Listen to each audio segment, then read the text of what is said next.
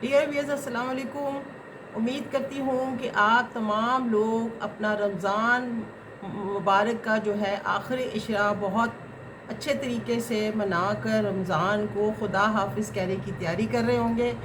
और नया चाँद हमसे चंद घंटे की मुसाफत पे है और हम अल्लाह करीम का शुक्र अदा करते हैं कि जिसने हमें ये एक और रमज़ान हमें दिया और जिसमें हम अपने अल्लाह की अताअत में हमने एक और ज़िंदगी का साल गुजारा, एक और माह गुजारा। और ये माह मुबारक का जो आखिरी इशरा है आप सबको बहुत मुबारक हो। तो चले बढ़ते हैं। आज की जो मेरी वीडियो है वो मैं जो आपके साथ शेयर करने लगी हूँ, ये अप्रैल का मंथ का एंड हो रहा है और आप तक जब ये वीडियो पहुँचेगी उस वक्त तक बड़ा मेजर प्लैनेट जो है जिसको हम सैटर्न कहते हैं, शनि कहते हैं, सैटर्न ने अपनी जगह स्लाइटली चेंज कर ली होगी। ये बात कर रही हूँ मैं ज़ोहल की, जिसने 2.5 साल के बाद अपना घर, अपनी राशि, अपने ही एक घर से दूसरे घर में चले जाना है, जिसको हम कुंभ दिलो कहते हैं, एक्वेरियस कहते हैं। अपनी उसकी राशि है लेकिन अपना घर है, अपना प्लैनेट, उसके प्लैनेट का अपना सेकंड हाउस है। लेकिन यहाँ पे सैटर्न को ये घर बहुत पसंद है बनिस्बत मकर, जद्दी, कैप्रिकॉर्न के। अब भला देखते हैं इस कि वो किस तरह से। व्यूअर्स, मैं इसमें वीडियो में मैं आपके साथ पहले ये बताऊंगी कि सैटर्न का ये घर है क्या, फिर ये किन लोगों पे इसका इफ़ेक्ट आएगा, इसकी चेंजेस का, ये जो चेंज करने जा रहा है इसका किन लोगों पे ज़्यादा इफ़ेक्ट आएगा, फिर ये है कि क्या उनके बिज़नेस या हॉबीज़ हैं जो इससे रिलेटेड लोग हैं, और फिर आखिर में हम 12 बुर्ज की बात करेंगे और लास्ट में हेल्थ इश्यूज़ और अब उसके ऊपर बात करेंगे रेमेडीज़ के ऊपर। तो सबसे पहले तो हम ये देखते हैं कि कुंभ राशि है क्या। कुंभ घड़ा है, एक मटका है, एक जिसे कहते हैं ना हम एक पानी का भरा हुआ, और हिंदू जिसे कहते हैं मिथोलॉजी में ये अमृत का घड़ा है, यानी कि अमृत संस्कृत से निकला है, मुकद्दस पानी है या उस तरह है। और ग्रीक मिथोलॉजी में इसको इल्म, नॉलेज और विजडम का, जिसे कहते हैं ना भरा हुआ पानी का ये घड़ा है जो कि विजडम से भरा हुआ है। और आपको एक बात आपकी उसमें नॉलेज में लाऊं कि ये जो एस्ट्रोलॉजी में ये जो ज़ोडिक साइन एक्वेरियस है, इसको हम कहते हैं इल्म और नॉलेज एंड टेक्नोलॉजी और साइंटिस्ट की, जिसे कहते हैं ना लगन, ये साइंटिस्ट की लगन कहलाती है। यहाँ इसमें मोस्टली मेजर जो साइंटिस्ट हैं वो इसमें उनकी बर्थ हुई है। ज़्यादातर वो इन्वेंशन जो करते हैं वो साइंटिस्ट जो रिसर्च करते हैं या वो जिसे कहते हैं ना डीप स्टडी करते हैं और उसके ऊपर मुसलसल कोई ना कोई नई चीज़ उसमें लेके आते हैं, इन्वेंशन करते हैं। और एविएशन के अंदर भी जो चेंजेस और तब्दीलियाँ लेके आते हैं वो साइंटिस्ट लोग इसी, जिसे कहते हैं ना लगन, या इस बर्थ चार्ट में उनकी पैदाइश होती है। तो ज़्यादा तब्दीलियाँ इन्हीं की देखने में आती हैं। अब यहाँ पे ज़ोहल सैटर्न जो है उसके 3 नक्षत्रा होते हैं। एक उसका उत्तरा बहादुर, उसका सेकंड जो है वो पुष्या कहते हैं, और थर्ड जो है अनुराधा होता है। ये 3 नक्षत्र उसने ना अपने उसके होते हैं। लेकिन यहाँ पे जिन नक्षत्र को उसने क्रॉस करना है वो धनशेटा, ये संस्कृत के लफ्ज़ होते हैं। और ये धनशेटा के ऊपर मैंने आपके साथ पहले बात की थी। धनशेटा एक समझ लें कि एक ब्रिज है, एक सैटर्न को 2 घरों से कनेक्ट करता है। अब धनशेटा हाफ जो है मकर में भी है और हाफ जो है वो कुंभ में भी है। वहाँ पे जब सैटर्न मकर में होता है तो और तरह के कर्म देता है, फ्रूट देता है। और जब इसमें होता है ये कुंभ में एक्वेरियस में जाता है तो उस तरह से कुछ और तरह से वो अपना रिजल्ट देता है। सैटर्न मकर का जो सैटर्न होता है वो थोड़ा सख्त हो जाता है, वो हार्ड होता है। वो भला कैसे? वो रिसर्च में देखने में आया है कि यहाँ पे टफ टास्क देता है। एक ही बुर्ज, एक ही चार्ट में 2 घर आगे पीछे होते हैं। यहाँ पे वो एक आपको एक टफ टास्क देता है, काम ज़्यादा काम करने की वो देता है।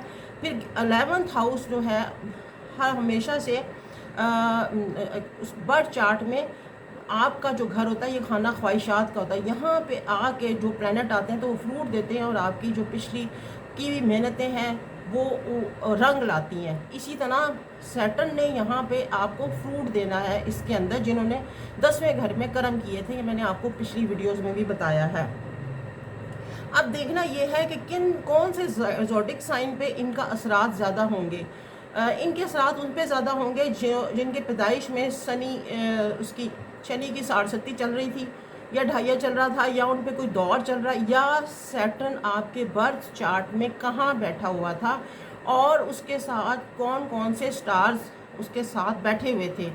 उनमें उनके ऊपर उनके नज़रियात होंगी थी, क्योंकि सैटर्न का काम ये होता है कि एक जगह पे बैठ के तो तीन उसकी नज़रियात होती हैं, मुख्तलिफ़ एंगल से वो देखता है, और मुख्तलिफ़ एंगल से मुख्तलिफ़ एस्पेक्ट्स होते हैं, और मुख्तलिफ उनका जिसे कहते हैं ना रिज़ल्ट आता है। एक जैसा रिज़ल्ट नहीं होता। जहाँ बैठता है वहाँ पे उस घर को बहुत जिसे कहते हैं ना, अपने घर में अब बैठा है 30 साल के बाद, 30 ईयर्स के बाद अपने एक घर से दूसरे घर में आया, अब 30 अगले साल में, फिर 30 अगले सालों के बाद इसे यहाँ पे दोबारा आना, वो फिर एक देखेंगे एक ज़िंदगी का एक जिसे कहते हैं ना नया एक वो होगा कि दौर कि उसमें क्या होने वाला है। अब होता ये है कि जब ये उन लोगों के जिनकी 60 होगी उनको इफेक्ट करेगा जब पैदा वो हुए थे। इसलिए कहते हैं कि एस्ट्रोलॉजर से, किसी अपने जानने वाले से अपना बर्थ चार्ट बनवा के रखें और आप उसके हिसाब से अपनी प्लानिंग करते रहें। लोग डेट्स नहीं बताते, लोगों का बड़ा मुश्किल है। हमारे पाकिस्तान में तो बहुत मुश्किल है, और अल्हम्दुलिल्लाह मैंने कोई 2000 और 3000 के करीब चार्ट्स बना चुकी हूँ, लोगों की रीडिंग कर चुकी हूँ। लेकिन पाकिस्तान में जो मुझे बाहर से कॉल आती हैं वो सब लोग जो है ना वो एग्जैक्ट डेट ऑफ बर्थ अपनी बताते हैं, तो उनको हमें जिसे कहते हैं ना समझना आसान हो जाता है, इंस्टेड ऑफ जो हमें अपनी डेट ऑफ बर्थ भी बताते हैं। खैर ये एक अलग चैप्टर है, जिसको हम बाद में बात करेंगे। अब बात ये कि जिनकी 60 है वो उनको ये किस तरह से वो करेगा, उनको ज़्यादा प्रॉब्लम में लाएगा, ज़्यादा वो करेगा। अब यहाँ हम आपको एक और चीज़ बताते चलें। सैटर्न ने जब मूव कर रहे हैं तो जैसे कहते हैं ना यूनिवर्सल चार्ट में मून कहाँ होगा, मून को हमने देखना है, क्योंकि उस टाइम पे मून का भी कमाल बड़ा इसमें होगा। मून ने एक एनर्जी बनानी है जिसको हम पाया कहते हैं, शनि का पाया, जोहल का पाया। वो पाया बड़ा जिसे कहते हैं ना एप्लीकेबल होता है। आपके शनि का जोहल का पाया क्या था, जब आपका सैटर्न एक जगह से दूसरी जगह मूव किया था। अब सैटर्न ने ये मूव करना है, 29/4/2022 को मून ने कहाँ होना है, और मून का उस हिसाब से पाया तांबे का पाया आता है, ये बहुत अच्छा होता है। चांदी का उससे भी ज़्यादा अच्छा होता है। सोने का जिसे कहते हैं ना एवरेज होता है। लेकिन अगर खुदा ना खासा किसी का लोहे का पाया आ जाए तो वो सख्तियाँ लेके आता है। अब ये पाया भी देखना हमें होता है कि इसकी क्या मूवमेंट थी, लेकिन ये हमें मून चार्ट से पता चलता है। मून चार्ट तभी पता चलता है जब आपकी हमें असेंडेंट और birth time of birth, place of birth पता होती है। अब बात करते हैं 12 जुलाई को इसने 2022 को फिर वापस उसमें चले जाना है। कहने को तो ये आता है कि वापस अपने वो काम पूरे करने जाएगा जो ये वहाँ छोड़ के आया था, और ये इसने दोबारा वो काम पूरे करने, क्योंकि एक स्टार का रिवर्स होके वापस अपने घर में जाने को एस्ट्रोलॉजी में ये कहते हैं कि वो अपने पिछले किए हुए कामों में से कुछ चीज़ें रह गई थी, उनको कंप्लीट करने ये गया है। अब उसके बाद फिर 17 जनवरी 2000 जिसे कहते हैं ना 23 को यहाँ आ जाएगा, और ये फिर 2025 तक ना जनवरी 2025 तक इधर ही रहेगा। तो यहाँ आके जब पीछे जाएगा तो ये समझ लें एक ट्रेलर दे के जाएगा, आपको बता के जाएगा कि इसके आगे जो पिक्चर आ रही है, मूवी आ रही है, उसके अंदर क्या होने जा रहा है। ये तो है इसकी जिसे कहते हैं सैटर्न की क्वालिटीज़ जो यहाँ अभी होने जा रही हैं। अब ये किन किन लोगों पे इफ़ेक्ट करेगा कि प्रोफेशन क्या है, ये जिसे कहते हैं ये ज़्यादा इनके जो लोग रूल करते हैं वो प्रॉपर्टी में रियल स्टेट वाले होते हैं, फिर उसके बाद माइंस में काम करने वाले, फिर उसके बाद जो लोग उसमें काम करते हैं, मिनरल्स में काम करते हैं, कंस्ट्रक्शन करते हैं, साइंटिस्ट होते हैं, साइंस एंड टेक्नोलॉजी में काम करते हैं, रिसर्च में काम करते हैं, और सभी लोग जो नौकरी होते हैं, जो एम्प्लॉयर्स होते हैं। क्योंकि सन इसका प्लैनेट का जिसे कहते हैं यूनिवर्सल चार्ट में इसका एक रोल है, और उसको हम वहाँ पे सैटर्न को नौकर कहा गया है। ये कोई ख़ास एक टर्मिनोलॉजी है जिसके अंदर उसको नौकर कहा गया है, और इस तरह सारी चीज़ें जो है ना उस्ताद का दर्जा जुपिटर को दिया गया, और इस तरह वल्लाह आलम क्या क्या इसके अंदर चीज़ें चलती रहती हैं। खैर अब देखेंगे कि ये इसके साथ ना इसकी रेमेडीज़ भी हम आपको साथ देखेंगे कि यहाँ पे जब ये इसने यहाँ आना है तो इसके बाद इसे जो लोगों के अंदर और जो जो तकालीफ या प्रॉब्लम आएंगी और जहाँ जहाँ ये नज़रियात डालेगा, क्योंकि इसकी तीसरी नज़र होगी, फिर इसकी 7वीं होगी और 10वीं नज़र होगी। 10वीं नज़र कहते हैं इसकी ज़्यादा, जैसे कहते हैं ना वो होगी, जैसे कहते हैं करम की नज़र होगी। 7वीं भी होती है, लेकिन यह है कि ज़्यादा अच्छी इसकी नज़रियात जो है 10वीं को गिना जाता है। 3rd नज़र इसकी इस दफ़ा राहू पे होगी, और राहू भी जो है ना इसका फ्रेंडली साइन है, लेकिन यह है कि राहू के लोग जो ना थोड़ा सा आपके अंदर ना डर और खौफ, परेशानी सी आपको डाल के रखेगा, और ये इस तरह से ना कि आपको ऐसा फील होगा कि आप बस कुछ चेंज होने वाला है। तो ये जो नज़रियात है ना, ये आपको इस तरह के ना वो आपको तब्दीली सी लेके आएंगे। हाँ, अब इसने जिसे कहते हैं ना 0 से लेके इसने 15 डिग्री तक ना शश योग भी बनाना है। शश योग किस तरह बनता है कि प्लैनेट अपने ही हाउस में, अपने घर में बैठा हो तो फिर ये शश योग होता है। और फिर यहाँ पे इसने ये हमारी किस्मत और भाग्य का भी मालिक होता है। तो इसलिए बहुत सारे लोगों को, जिसमें लिब्रा की अगर हम बात करें तो लिब्रा को अभी इन्होंने सैटर्न ने काफ़ी, जिसे कहते हैं ना प्रॉपर्टी, धन, पैसे, वैसे गाड़ी, इस तरह का ज़रूर सुख सुकून दिया हो, क्योंकि अपने घर में बैठ के अपने उसका मालिक जो है ना वो काफ़ी, जिसे कहते हैं वो आपको वो देता है। अब हम बात कर लेते हैं, तो वीडियो बहुत लंबी हो जाएगी कि इस कौन कौन से जो ज़ोडिक साइन है वो किस तरह से ये फ्रूट पा सकेंगे इनका। एक जल्दी से हम इसके ऊपर ओवरव्यू कर लेते हैं, और इसके बाद हम देखेंगे कि ये जो है जो एरीज वाले हैं ना, इनका तो जनाब 11th हाउस में होगा। 11th हाउस में सैटर्न होने का मतलब है ख्वाहिशें तमाम पूरी आपकी, जिसे कहते हैं ना लॉर्ड ऑफ, जिसे कहते हैं ख्वाहिश, डिज़ायर्स अपने घर में है, दोस्त ये वो आना, बहुत ज़्यादा फ्रेंडली माहौल होगा, लोगों के साथ बहुत अच्छा आपका इंटरेक्शन रहेगा, और आप जिसे कहते हैं ना रुके हुए प्रॉपर्टी, जॉब वगैरह, इसमें आपके बहुत अच्छे आपको ना जिसे कहते हैं बल्कि मिलने शुरू हो गए होंगे। मैं तो ये समझती हूँ कि अभी तक मिल भी चुके होंगे, मिल भी रहे होंगे।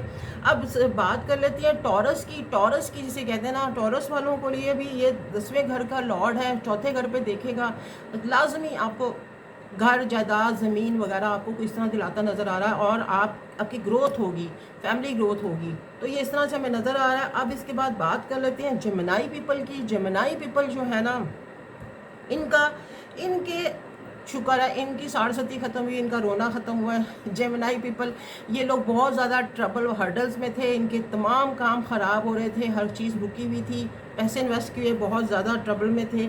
अब इनकी 67 ख़त्म, 9th हाउस में चला जाएगा। आपका मज़हब की तरफ बड़ा रुझान होता नज़र आएगा, रिलीजियस माइंडेड हो जाएंगे, बहुत ज़्यादा चैरिटी करेंगे लोगों के साथ। आपका जिसे ना तबलीग का एक आपके अंदर ज़्यादा से ज़्यादा आपको आएगा, आंसर आएगा, होना भी चाहिए। और क्योंकि आपको फिर यहाँ से इस सैटर्न ने उठा के आगे लेके जाना है। आपका 10th हाउस है वो जुपिटर का घर है। जुपिटर के घर में जाके आपने जुपिटर के सामने क्या पेश करना है, आप क्या करके आए 11th हाउस में। तो इस तरह से है, क्योंकि इस दफ़ा सैटर्न 2 घरों के बीच में बैठा, एक तरफ राहु है और एक तरफ जद्दी है, और सॉरी कैप्रिकॉर्न है, सॉरी जुपिटर है, और दरमियान में सैटर्न है। अब सैटर्न जब यहाँ से निकलेगा, मूव करेगा, तो फिर आपको और भी फ़ायदे देगा।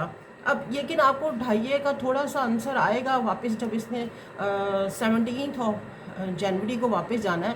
लेकिन आई थिंक सो कि इतना ज़्यादा इफेक्ट नहीं करेगा, क्योंकि कहलाएगा ये आपके 11वें घर का सैटर्न। अब बात कर लेते हैं कैंसरियन की। कैंसरियन वालों के लिए थोड़ी अच्छी खबर नहीं है, क्योंकि आपका जो 2.5 स्टार्ट हो रहा है, आपने जिसे कहते हैं ना थोड़ा सा केयरफुल हो जाना है। स्पाउस की हेल्थ का भी ख्याल रखना है, अपना भी ख्याल रखना है।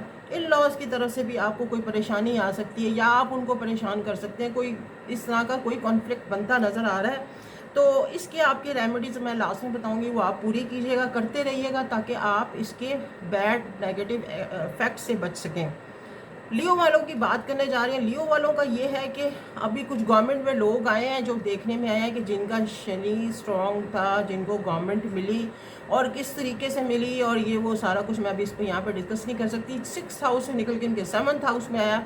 क्या कहते हैं, लियो वालों अपने स्पाउस का भी ध्यान रखना, हेल्थ का अपना भी रखना है आपने, क्योंकि आपके 7th हाउस में है। 7th हाउस में कुछ इतना अच्छा नहीं माना जाता, लेकिन शश योग भी बना रहा है यहाँ पे, आपको कोई मेजर बड़े बड़े फ़ायदे दिलाएगा और दिलाने शुरू हो भी चुके होंगे। तो ये इस तरह से रहेगा, क्योंकि 6th हाउस में था तब भी आपके दुश्मनों पे भारी था। दोनों घर आपके अच्छे हैं, लेकिन ये कि 7th हाउस में थोड़ा बिजनेस के अंदर भी आपको ना उतार चढ़ाव लेके आएगा, वो आपने देखने होंगे। अब बात कर लेते हैं वर्गो वालों के लिए, छठे घर के लिए। छठा घर वर्गो, आप लोगों का शनि जो है, जुहल है, वो आपके 5th हाउस से निकल के आपके 6th हाउस में आ गया। आपको अच्छे फ़ायदे दिलाएगा, आपको ट्रैवल कराएगा, आपको मनी, गाड़ी, घर, आपको लॉन्ग डिस्टेंस जर्नी, एजुकेशन में काफ़ी कामयाबी, और बच्चों की तरफ से भी आपको कोई अच्छी खबरें दिलाता हुआ नज़र आ रहा है यहाँ का शनि।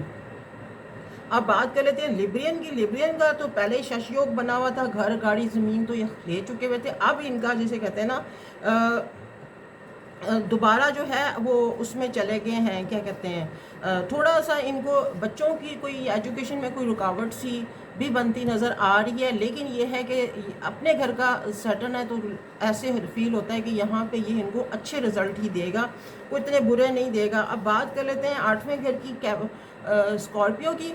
स्कॉर्पियो के 3rd हाउस से ट्रैवल करके 4th हाउस में चला जाएगा। 3rd हाउस में बहुत एक्टिव थे, बहुत ट्रैवल था, और आप इंडिपेंडेंटली बहुत अच्छे कोई अपने कहते हैं ना प्रोफेशन में बहुत ग्रूम कर रहे थे। लेकिन थोड़ा सा यहाँ पे घर, गाड़ी तो आपको दिलाएगा ही, लेकिन इसके अलावा आपको थोड़ा सा आपको एक उसमें माइंड में आपकी जॉब अगर है ना, तो थोड़ा आपको उस पर एक्टिव रहना पड़ा। जहाँ आप 50% काम कर रहे थे, वहाँ आपको 80% काम करना होगा।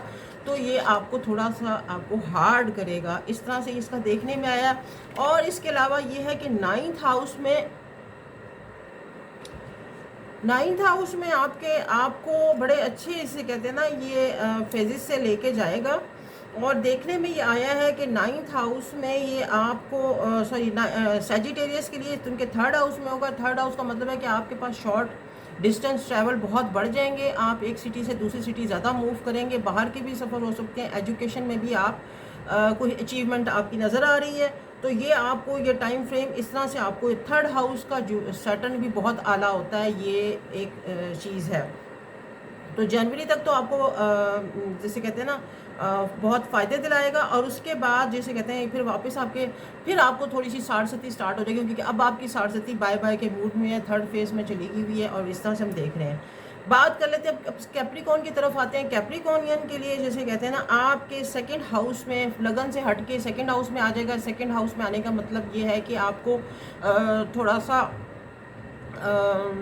आपकी जो जमा पूंजी है उसके ऊपर थोड़ी सी इसकी नज़र होगी। थोड़ा सा आपको सख्ती से पैसे लेने पड़ेंगे, रुक रुक के पैसे आएंगे, आते रहेंगे, क्योंकि साढ़सती का ये 3रा फेज़ है आपका।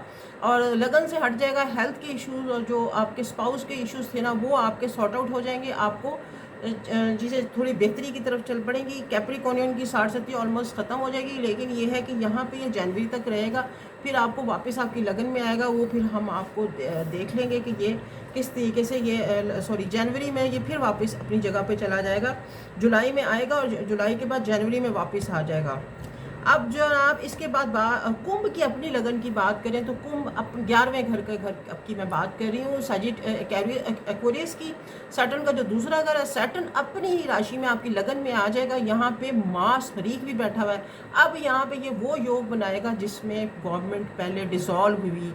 आपको पता है अप्रैल ने बड़ा चेंजेस लेके आया अप्रैल ना, और अभी हम फेज से गुजर रहे हैं इसके क्या कहते हैं सोलर इक्लिप्स के। तो यहाँ पे भी ये चीज़ें ऊपर से मार्स, ये दोनों फिर एनिमी प्लैनेट है, नेगेटिव प्लैनेट है, आमने सामने फिर जमा हो रहे हैं। तो आप सब लोग अपनी अपनी नमाज़ों में ये दुआ करा करें कि टाइम खैरियत से गुजर जाए ना, और हम लोगों को कोई बुरी खबर या कोई ऐसी चीज़ देखने में ना आए। यहाँ पे सैटर्न बैठ के आपके उसमें से निकल आएगा, दिमागी तौर पे आपको थोड़ा तंग रखेगा, आपकी सूझबूझ जो है ना, आप बड़े डिस्टर्ब से रहेंगे, उल्टी सीधी फैसले सोचें आपके माइंड में आएंगी थोड़ा। लेकिन यहाँ पे शश योग भी बनाएगा, रुपए पैसे की आपको जिसे कहते हैं ना अपनी लगन में। 7th हाउस को देखेगा, लॉन्ग डिस्टेंस ट्रैवल भी होंगे, अब्रॉड के PR वगैरह आप ले सकते हैं और इस तरह से आपको काफ़ी फ़ायदे देगा। अब पाइसिस की बात कर लेते हैं। पाइसिस को 37 स्टार्ट हो गई है पाइसिस वालों को। जुपिटर उनके जैसे कहते हैं लगन में, और उनके 12th खाना खर्च अखराजात तेज़ी होगी, बाहर के आपके ट्रिप बनाएंगे, प्लान करेंगे, और जिसे कहते हैं ना घर के किसी बड़े बूढ़े की हेल्थ का भी आप ख्याल करें। और जो लेकिन ये है कि जो लोग मेडिसिन में या हॉस्पिटैलिटी में काम कर रहे हैं उनको फ़ायदा होगा यहाँ पे, और जो वेंडर हैं या ब्रॉड जिसे कहते हैं ना बिज़नेस कर रहे हैं उनको भी यहाँ पे फ़ायदा होगा। तो ये इस तरह से इसका सफ़र रहेगा सैटर्न का, ज़ुहल का, ये इन दिनों में ये जो भी चेंजेस आए हैं। और गवर्नमेंट के अंदर भी इसके ना काफ़ी इफ़ेक्ट देखने में आएगा, क्योंकि ज़ुहल और वो अपने अपने घरों में आ गए हैं जिसे कहते हैं जुपिटर। तो यहाँ आपको पता है कि जो अच्छे लोग हैं जिन्होंने अच्छे काम किए उनको ज़रूर इसका फ्रूट मिलेगा, और बाकी तो अल्लाह बेहतर जानता है कि ये हमारी गवर्नमेंट अनप्रिडिक्टेबल सी है। मैंने पहले भी काफ़ी अपने उसमें बताया है, लेकिन यह कि महंगाई का बड़ा ज़ोर रहेगा और साइंटिस्ट लोग बहुत आगे जाएंगे, टूरिज़म बहुत आगे जाएगा, और जिसे कहते हैं मिक्स फ्रूट्स आप देखेंगे। अगर पैसे खर्च ज़्यादा है तो इनकम का फ़्लो भी उतना ही रहेगा, इस तरह से रहेगा। अब जिनको शनि ज़ुहल ने तंग करना है उनके लिए ये है रेमेडीज़ हैं कि वो हर हफ्ते के दिन अपना ना कुछ सदक़ात दिया करें। हर हफ्ते को कुछ हफ्ते तो वो तेल काले जिसे कहते हैं ना माश, ये चीज़ें सदक़े में दें जितनी तौफीक है, और किसी बूढ़े लोगों को खाना वगैरह खिलाया करें, उनको कपड़े लेके दें, और हॉस्पिटल में मेडिसिन दें आप ना, जो ज़्यादा जो इससे पहले कि जिनके बारे में मैंने कहा हॉस्पिटलाइज ना कोई हो, उनको चाहिए कि वो हॉस्पिटल में खुद जाके पहले, क्योंकि आपके पैसे खर्च होने ही होने हैं, तो आपको चाहिए कि आप हॉस्पिटल में लोगों को जाके उनको मेडिसिन दे दें गरीब लोगों को। तो इस तरह से रहेगा। और मेरी वीडियो अगर पसंद आई है तो मुझे लाइक करें, और मेरी वीडियो को सब्सक्राइब करें, और मेरे चैनल को सब्सक्राइब करें, शेयर करें। और फिर इसके बाद अब मिलेंगे इंशाल्लाह नेक्स्ट ईद के बाद। तो मेरा जिसे कहते हैं ये सफ़र आपके साथ यहीं तक है, फिर आगे हम मिलेंगे आफ्टर ईद। तो फिर stay blessed, thank you so much.